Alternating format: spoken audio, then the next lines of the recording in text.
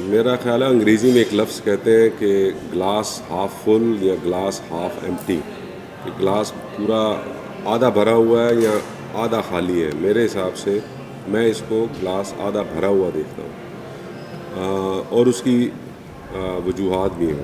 پہلی چیز یہ ہے کہ CPEC belt and road initiative کا ایک پائنیئرنگ پروجیکٹ تھا، سب سے پہلا اور سب سے کامیاب.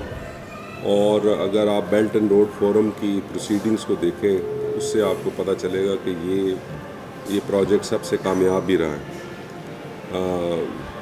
اس میں اس 10 سال میں زیادہ جو فوکس رہا ہے وہ ٹرانسپورٹ انفراسٹرکچر اور انرجی اور کسی حد یہ جو پورٹ کا انفراسٹرکچر ہے تو اس پہ زیادہ فوکس رہا ہے. کسی حد تک انڈسٹریل کوآپریشن یا دوسری چیزیں بھی ہوئی ہیں.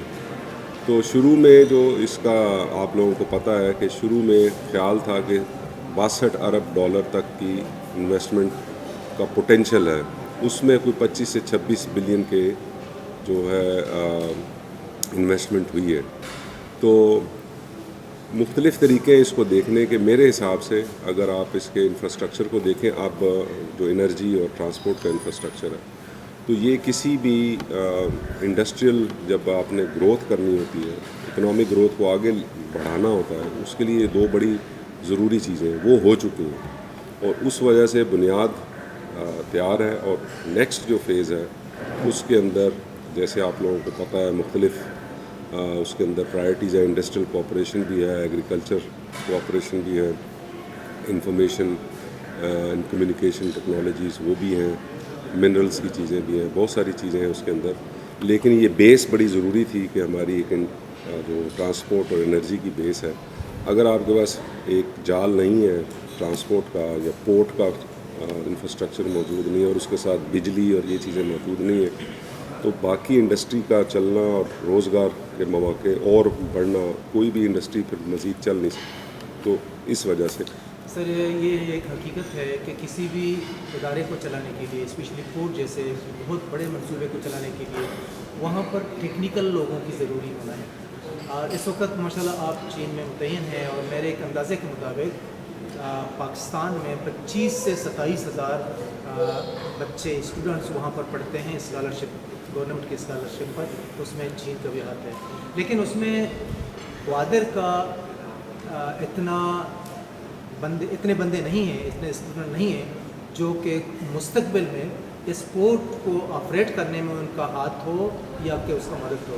تو اس بارے میں سر آپ کیا کہیں گے اور کیا کریں گے مستقبل میں تاکہ گوادر کا جو بندے ہیں وہ زیادہ سے زیادہ وہاں پر پڑھیں اسکالرشپ پہ اور میرین سائنس زیادہ کریں؟ آپ نے بجا نشاندہی کی ہے. یہ بالکل اس کی نہ صرف ضرورت ہے، اس کے اوپر مزید کام کرنے کی بھی ضرورت ہے.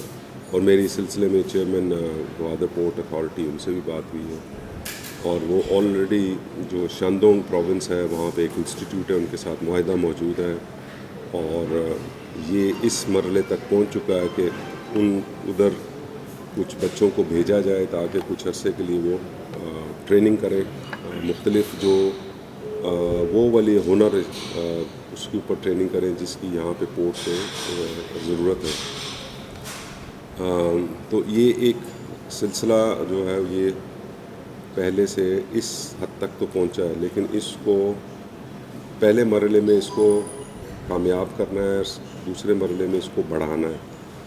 لیکن صرف اس جو اسکول ہے جو یہ انسٹیٹیوٹ ہے شاندونگ میں، اس کے علاوہ بھی یہ میری اسی سلسلے میں بات ہوئی ہے کہ اور بھی مواقع جو ہیں وہ تلاش کیے جائیں تاکہ زیادہ سے زیادہ جو یہاں کے مقامی لوگ ہیں وہ ہنر سیکھیں، جس سے جو پورٹ یا اس سے افیلیٹڈ جو انڈسٹری ہے، مثلا یہاں پہ فشرمین 90% لوگ اس سے وابستہ ہیں. اس میں بہت ساری ایسی سکلز ہیں جو کہ سیکھی جا سکتی ہیں جس سے کہ وہ اپنے روزگار کو بڑھا سکتے ہیں، اپنی انکم لیول کو بڑھا سکتے ہیں. دوسری جو چیز ہے وہ اسکالرشپ سے متعلق ہے کہ جو ووکیشنل جو ٹریننگ ہے اس کے علاوہ بھی مرین سائنسز ہے، اس میں یہ بچے بچیاں جو ہیں وہ پڑھ سکتے ہیں تاکہ وہ ریسرچ میں بھی اور اپنی جو انٹرپرینورشپ ہے اس کو آگے لے کے جائیں. اس سلسلے میں بات ہوئی ہے اور میں نے ان کو یہ بتایا کہ انشاءاللہ میری پوری کوشش ہوگی کہ جو پاکستانی آپ نے صحیح کہا کوئی 27-28 ہزار کے قریب اس وقت پڑھ رہے ہیں,